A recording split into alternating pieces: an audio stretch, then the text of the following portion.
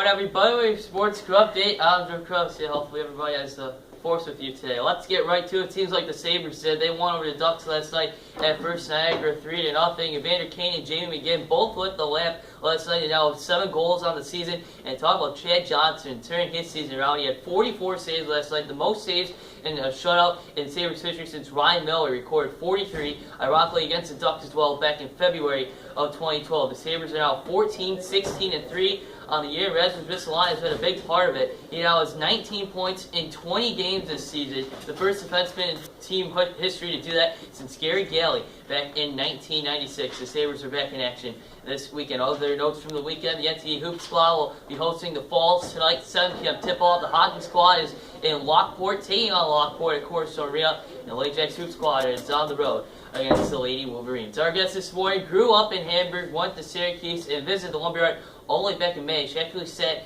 at this desk back in May because she came to do a story on what we do here. But now we're bringing her on to see what she does or how she got started. So please welcome to our show from WGRZ, Heather Prusak.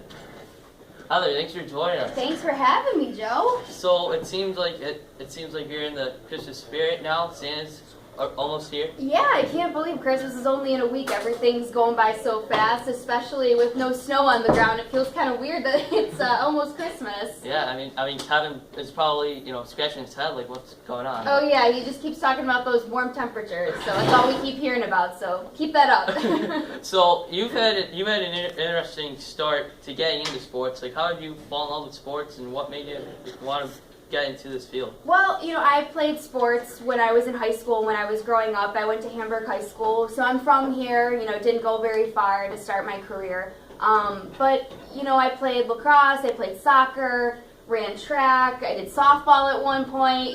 So I was always very big into sports. And then when I was trying to figure out what I wanted to do with my life, I figured, might as well take what I love and my hobby and try to make it a career. So that's kind of how it all started. Do you have a favorite moment from your high school career that you'd like to share?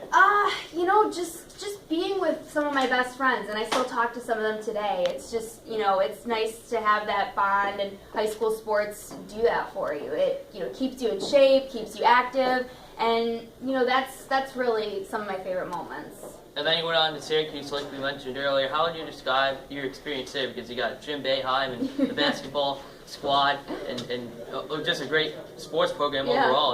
Like, how would you describe it? Never a dull moment. I mean, at least, Jim Boeheim was there when I was there. He's on his suspension right now. But it was, there were so many sports teams to cover, and I did a lot of student media. I was in the Newhouse program, went for broadcast and digital journalism. I had a minor in political science. So, there was always something to do between the lacrosse team, the basketball team, the football team, and then you have a lot of other sports that are doing really well. The men's soccer team was in the Final Four last weekend. So, between that and I was at our student TV station and our student radio station, there was a lot to do. They give you a lot of opportunities between reporting, sideline reporting, hosting games, producing different stories. They give you a lot to do. So, like I said, never a dull moment, and kind of like you right now, I was always on the go, always had something to do. That was our 5-minute bell, by the way. Minor today's is day 4. If you're just walking in, we're joined by the lovely Heather Prusak from WGRZ. So let's talk about the Bills. They missed the playoffs now for the 16th year in a row. The drop now get a driver's license, basically. What went wrong this year and what went right? It seems that the defense needs more time figuring out Rex Ryan's defense, but then again, it seems like the Bills are okay at quarterback for once with Tyrod Taylor. Yeah, and we were talking a little bit earlier. The Wednesdays, the Bills had their weekly media day to talk about the upcoming game. Rex Ryan talks, the players talk, we go to practice, and at Rex's presser, no one was interested in talking about this Sunday's game with the Redskins because, let's face it, now's the time where you start talking about the bigger picture. The two main topics were the defense and Tyrod Taylor. I think that Tyrod Taylor has definitely earned at least a starting job for next year. I don't know if he's necessarily the answer for this franchise. I'm not saying he's the next Jim Kelly by any means, but he's definitely proven that he's got that role going into next season. Some of the things that are on my list of concerns, better decision making in the fourth quarter. Yeah. That's something that, he led the winning drive in Tennessee, but, then you saw last weekend he's, kind of looking clueless a little bit on some of these drives. So that was a big topic. And then the defense, like you said, is another thing. Learning Rex's scheme. A lot of the players talked about how Rex's scheme is so intricate that all 11 guys out there have to be in communication. And that's something that is so difficult that, Nickel Roby was saying that on some plays, he's communicating with Mario Williams. It's just, there's so many different parts in his scheme. And I think that that's something that they need to learn how to do a little bit better. And some of the things in offense, you just have to scratch your head and wonder, like, they try to do cute plays, but it sort of seemed like it was a gorilla in a tutu, basically, if we can call it like that. You just got to wonder, well, Sean McCoy, if he's fully healthy, he could have a better season than that. Do you think that Doug Whaley is going to get the pink slip after this year, or are we just... I don't know. I mean, I don't think maybe necessarily at the end of this season. If nothing changes still next season, I think that that's,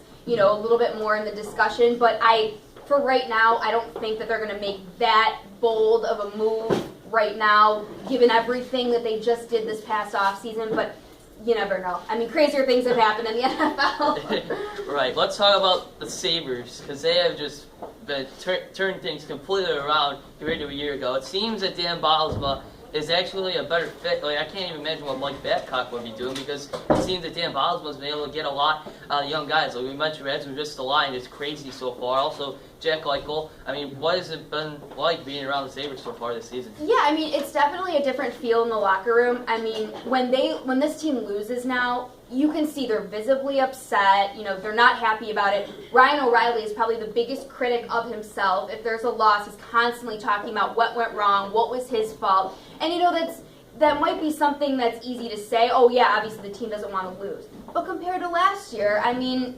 this team doesn't want to lose. And Dan Bylsma has been able to kind of come in. He's had experience with player development. And taking a team that's on they're rebuilding with these young guys, he's been able to come in and kind of do that. You mentioned Ristolainen. I mean, everybody talks about Jack Eichel, but Ristolainen is another young player. And Reinhart. Yeah, and Reinhart and Jamie McGinn. I mean, some of these guys, they're able to step in right away and make an impact. So I think that that's something that Dan Bylsma has been able to do really well, is that player development.